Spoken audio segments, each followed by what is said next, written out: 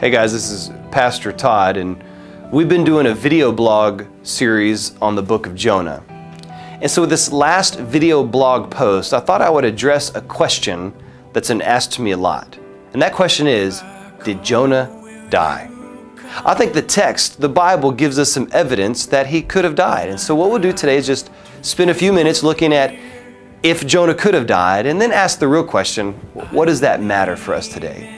We see here in Jonah chapter 2 that as Jonah was thrown over the ship, he says here that he cried for help from the depth of Sheol.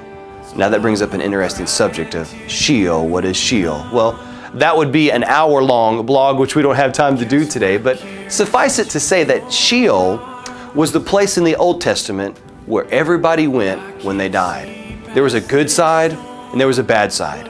Guess who was on the bad side? Yeah, those who didn't believe the Lord. And then the good side was full of those who believed in Yahweh in the promise of the coming Messiah.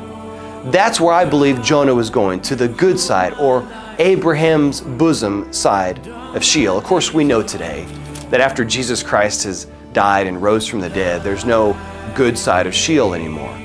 He went down to that side after he died on the cross and rescued those people who were there and took them to heaven with him. So today, if we die as a believer, we go straight to heaven.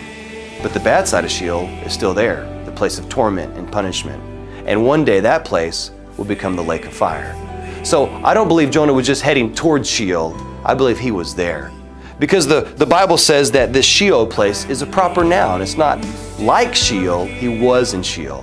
And then we go on, there's plenty more evidence here of Jonah's death, as it says that he was cast into the deep in verse 3, and the current sucked him under the water, and then the waves crashed over his head. The Bible even goes on to say in verse 5 that he was encompassed with water to the point of death, and that the great deep engulfed me, he says, and weeds, seaweeds were wrapped around his head. It's clear that Jonah here is dying.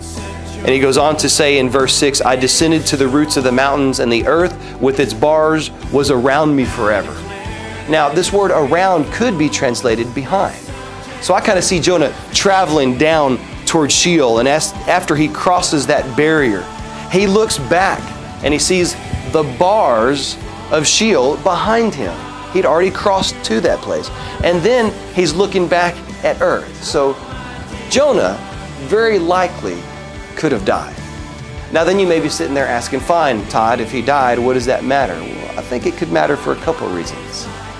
Number one, you may be asking yourself the question right now, is if God could have taken Jonah to that point of getting his attention, how far would God be willing to take me? That's a great question. See, the whole book of Jonah is about God's relentless pursuit of sinners, both in Nineveh, but also in Jonah himself. So realize that God is relentless in his pursuit of you. No matter where you go, how far you try to run, God will do anything he can to get those who follow him their attention. And a second reason why it matters is I believe Jesus thought it matters. As we look in Matthew chapter 12, Jesus is asked a question from the Pharisees. The Pharisees asked Jesus for a sign. And of course, Jesus responds to the Pharisees, an evil and adulterous generation craves for a sign. Yet no sign will be given but the sign of Jonah the prophet. For just as Jonah was 3 days and 3 nights in the belly of the sea monster, so will be the Son of Man 3 days and 3 nights in the heart of the earth. Now we know that Jesus didn't just go into the earth and sit there and was preserved and waited to be resurrected. No, Jesus died. So I believe if Jesus is making a just as comparison to his death and Jonah in the belly of the whale, I believe that Jonah had to die to make the comparison true with Jesus. So I pray that you've enjoyed this video blog series, and I pray what it would cause you to do is two things. One, get into the Bible, read it more, and see what God has to teach you. Also realize that he is relentless in his pursuit and his love for you. I pray that you would come to understand that and accept that.